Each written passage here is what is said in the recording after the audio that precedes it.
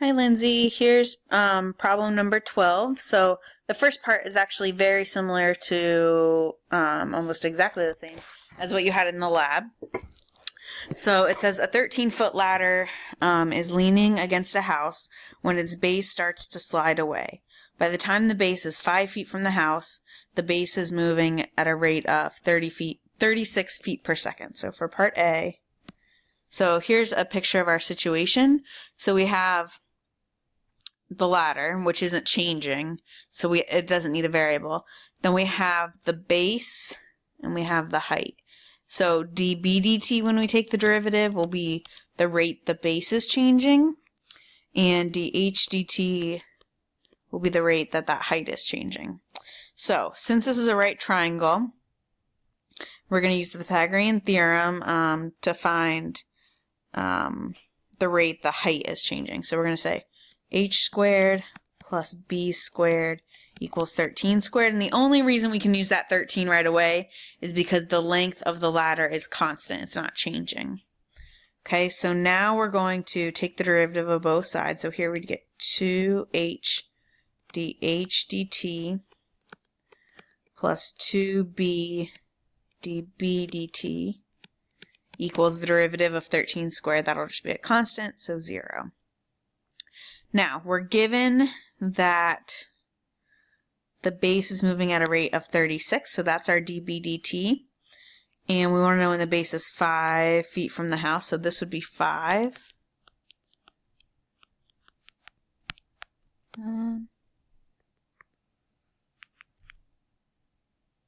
Okay, sorry, my pen stopped working. So B is 5 here.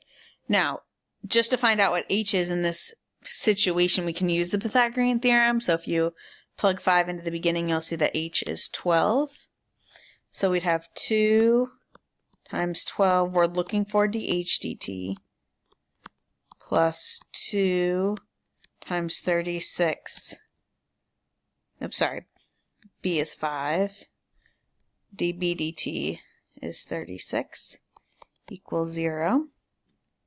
So we're going to have 24 dH dt plus 360 equals 0. So we'd have dH dt equals negative 360 over 24. And you could reduce that, obviously. I don't have my calculator out right now, so I'll let you reduce that. So the next part asks for the area. Oops, sorry.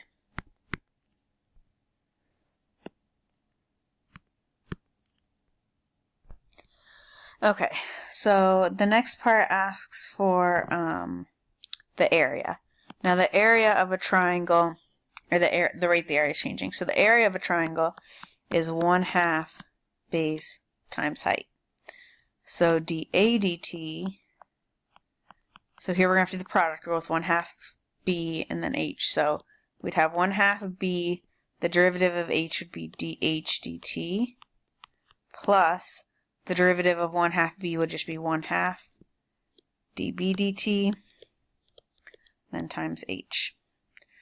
Okay, so here we know b is 5. We just found dH dt in the previous problem, previous part. We know dB dt is 36. And we know the height is 12. So I'll let you calculate out what that actually is. And then C asks for the angle. So,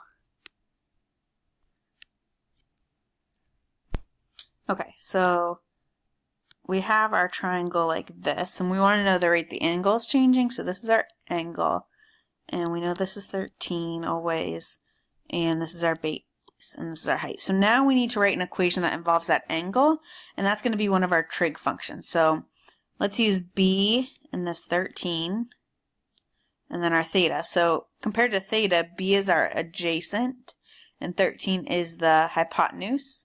So we're going to have to use cosine. So we're going to have cosine.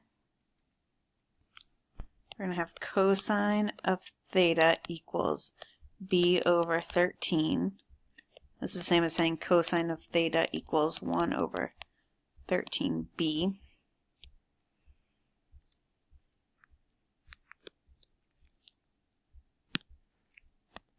I'm sorry, my pen keeps cutting out here. Okay, 13b.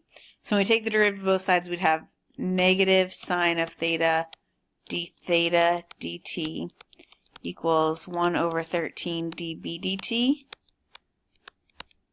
So negative sine of theta would be, remember the h is 5 here, opposite over hypotenuse. So it'd be negative 5 over 13 d theta dt equals 1 over 13, our dB dt was 36. Okay, then you would just multiply both sides by negative 13 over 5 to get dB dt by itself. So I'll let you finish solving that as well. Okay, let's move on to the implicit differentiation. So first we need to multiply by, we need to take the derivative of 5xy, so the product rule. So we'll have 5x, and then the derivative of y is dy dt. Sorry, dy dx. What am I thinking? Whew, stuck on related rates. Plus, now the derivative of 5x would just be 5. And we'll leave y alone. The derivative of y squared will be 2y dy dx.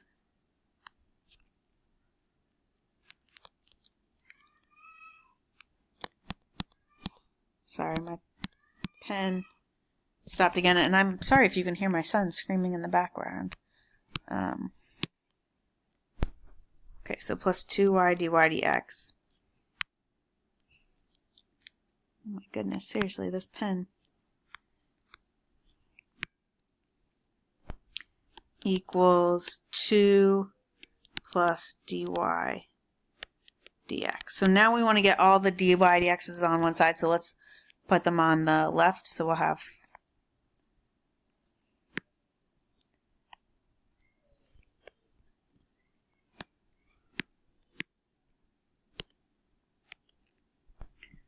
So we'll have 5x dy dx plus 2y dy dx minus dy dx equals, so on this side we'll have the 2 and then subtracting this 5y, so minus 5y.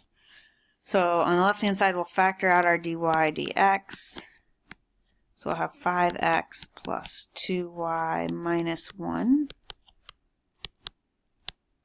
Then we're dividing both sides by this term, so we'd have dy dx equals 2 minus 5y over 5x plus 2y minus 1. Okay, so I will see you tomorrow.